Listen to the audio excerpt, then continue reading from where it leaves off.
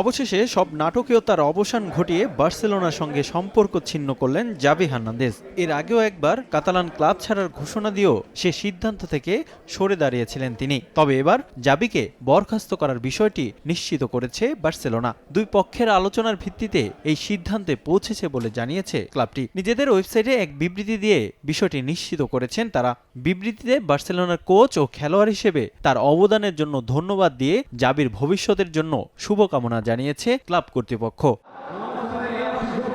এবারের মৌসুমে লা লিগায় ভালো অবস্থানে নেই কাতালানরা। এদিকে জানুয়ারি মাসে রিয়াল মাদ্রিদের বিপক্ষে হেরে স্প্যানিশ কাপের শিরোপা হাতছাড়া হয় বার্সেলোনার। বিদায় নেয় কোপা দেল রে থেকেও। এরপরই ক্লাব ছাড়ার ঘোষণা দেন জাভি। তার বিদায়ের ঘোষণায় বদলে যায় বার্সার দৃশ্যপট। টানা ম্যাচ জেতা সহ চ্যাম্পিয়ন্স লিগেও দারুণ পারফরমেন্স করে ক্যাম্প নু এর দলটা। এর মধ্যেই বার্সা প্রেসিডেন্ট হুয়ান লাপোর্তে ও স্পোর্টিং ডিরেক্টর ডেকোর সঙ্গে আলোচনা করে জাভি সিদ্ধান্ত পরিবর্তন করেন 25 এপ্রিল। তবে রিয়ালের বিপক্ষে ম্যাচের আগে দলের আর্থিক ও দল গঠনে সীমাবদ্ধতার মন্তব্য ভালোভাবে নেয়নি ক্লাব কর্তৃপক্ষ। অবশেষে জাভিকে সরানোর মতো সিদ্ধান্ত নিয়েছে বার্সেলোনা। নগদে 500 টাকা বা তার বেশি পেমেন্টে পেতে পারেন ঢাকায় জমিসহ 20 কোটি টাকার পুরস্কার।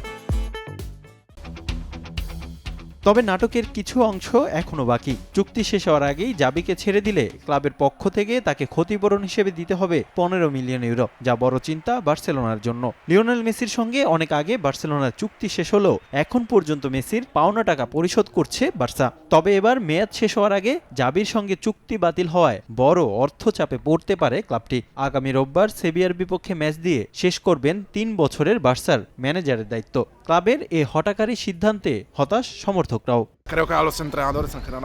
আমি মনে করি না এটা কোনো ভালো সিদ্ধান্ত। বার্সার জন্য জাভি যা করেছে তাতে এমন সিদ্ধান্ত খুবই অমানবিক। তিনি দলকে এনার্জি দিতেন, তাকে আরো কিছুটা সময় দেওয়ার প্রয়োজন ছিল। এদিকে জাভির উত্তরসূরি হিসেবে শোনা যাচ্ছিল জার্মান কোচ হ্যান্সি ফ্লিকের নাম।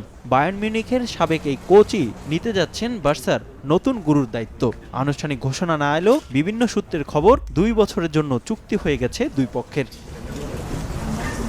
রিফাতুল ইসলাম মিরন, সময় সংবাদ।